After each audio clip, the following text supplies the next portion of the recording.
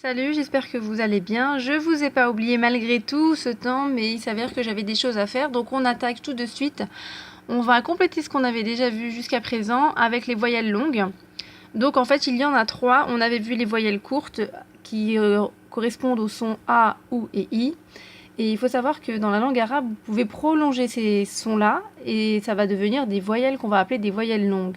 Donc on commence avec le son A, ensuite viendra le son OU, que moi j'écris comme ça, mais vous pouvez le trouver écrit de manière différente, en l'occurrence avec un O et un U. Mais moi je préfère l'écrire comme ça. C'est une habitude que j'ai prise personnellement, donc je vais tout le temps utiliser ça. Et vous avez la voyelle longue, le I. Donc en fait, le A, ça correspond en phonétique à ce son-là, A. Le OU, ça correspond à OU. Et le I, ça correspond à I. C'est relativement simple. Et en l'occurrence, ça va s'écrire comme ça dans la langue arabe. Donc ça, c'était le système phonétique en vert et en bleu. Mais dans la langue arabe, on va les écrire d'une manière bien précise. Et c'est ce que je vous ai mis en rouge. Donc le trait là, ça correspond à un A, c'est-à-dire la voyelle longue du A. Ça, c'est une lettre que vous connaissez déjà, c'est le waouh, mais soit elle peut correspondre au waouh, soit elle peut correspondre au son OU, c'est-à-dire à la voyelle longue OU.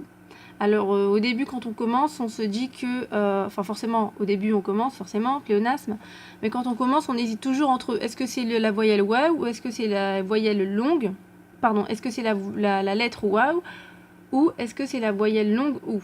Donc moi j'ai mis beaucoup de temps pour me dépatouiller avec tout ça parce que j'étais en difficulté parce que j'étais toute seule. Donc je vais essayer de vous donner mes astuces, mais pour l'instant, concentrez-vous sur le fait que le cours porte sur les voyelles longues.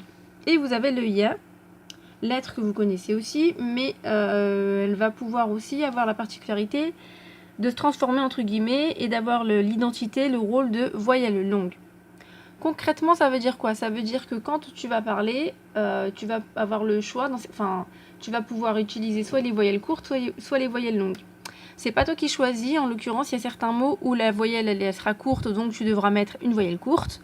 Et il y aura d'autres moments où ce sera des voyelles longues. Donc c'est à toi d'apprendre les mots par cœur et de retenir pour savoir si c'est une voyelle courte ou une voyelle longue. Bon, on va tout de suite se lancer dans les exemples, ça va vous parler davantage. Le mot livre, ça se dit kitabun. Alors je cale avec la lumière. Ah oui, ce que vous voyez là, c'est l'ombre de... Voilà, donc je cale avec la lumière et j'espère qu'on voit mieux. Ce que vous voyez là, c'est kitabun. Kataba, en termes de lettres, c'est le kaf, le ta et le ba. Et le trait que j'ai mis en vert, en fait, ça correspond au a long.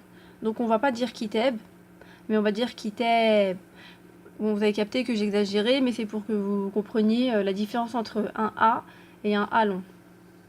Ensuite, le mot qu'on voit partout, c'est mektoub. Quand on dit oui, bon bah c'est le destin, on entend souvent cette expression-là. Bon, à la base, mektoub, il vient du mot kataba. Hein. On retrouve le ka, on retrouve le ta et on retrouve le ba. Et on a juste au début un mime. Bon, pour résumer, mektoub, on mettra de côté parce que j'ai pas envie d'entrer dans des polémiques, mais vous voyez que c'est le waouh qu'on retrouve ici, et là c'est la voyelle longue. Mektoubun. Et ensuite, din, pour parler de la religion, quelle qu'elle soit, on retrouve le ya ici, enfin en l'occurrence là c'est le ilon. Vous avez d'autres mots, et je vous les ai mis, ça sera peut-être intéressant pour vous. Donc on a le mot imam, donc en français on va dire, c'est l'imam de telle ville. Donc on retrouve le alon. La prière aussi, salat. Là, le trait, c'est vrai qu'il est particulier parce qu'il est sur le côté. On verra ça plus tard si on a le temps, si on a l'occasion. Enfin, en tout cas, je l'espère. Mais en tout cas, je vous ai mis en rouge les voyelles longues. Après, quand quelqu'un ou quelque chose est petit, on va dire sarir, sarir. Donc là, on retrouve le ya, ilon. Jadid, quelque chose qui est nouveau, jadid, ou jadid, jadid. Là, on le retrouve ici, la voyelle longue. Ah oui, le pays, l'Irak et l'Irak. L'Irak, ça c'est l'Irak, donc on retrouve le alon. Et l'eau, mais, vous voyez le alon.